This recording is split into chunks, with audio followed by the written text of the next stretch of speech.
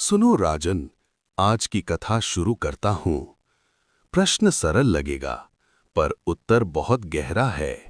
सुनो राजन, जब युद्ध भूमि अस्त्रों से भर गई, जब आकाश में ब्रह्मास्त्र की ज्वाला थी और दिशाएं पाशुपत के भय से कांप रही थीं, तब बेताल ने राजा विक्रम से पूछा।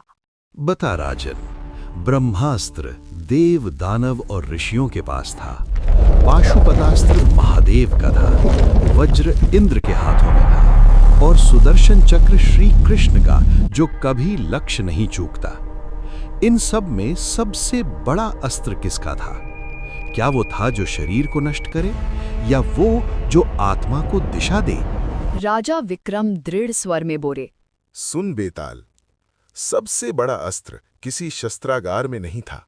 वो अस्त्र न तो लोहे का था, न अग्नि का, न ही मंत्रों से बंधा हुआ। सबसे बड़ा अस्त्र ज्ञान और धर्म का था, और वो अस्त्र श्री कृष्ण के पास था। कृष्ण ने युद्ध में शस्त्र नहीं उठाया, फिर भी महाभारत का निर्णय बदल दिया।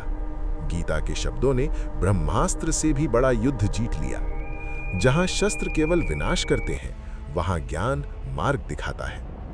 रावण के पास अस्त्र थे, पर विवेक नहीं था। कर्ण के पास अस्त्र थे, पर समय का ज्ञान नहीं था। अर्जुन के पास अस्त्र भी थे और मार्गदर्शन भी। और कृष्ण के पास कोई शस्त्र नहीं था, फिर भी सबसे बड़ा अस्त्र उन्हीं के पास था, धर्मयुक्त बुद्धि।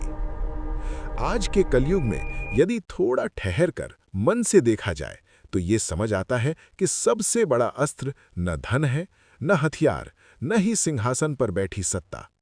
सबसे गहरा, सबसे चुपचाप असर करने वाला अस्त्र है सोच। धन हाथ से फिसल सकता है, हथियार छीने जा सकते हैं, और सत्ता समय की धूल में दब जाती है, पर सोच, वो बिना आवाज किए मन के भीतर घर बना लेती है। वो न लड़ती है, न खून बहाती है, फिर भी पूरे समाज की दिशा बदल देती है। वही सोच किसी को मानव बना देती है, और वही सोच किसी को पत्थर सा निर्दयी। राजन, तू बोला और मैं चला।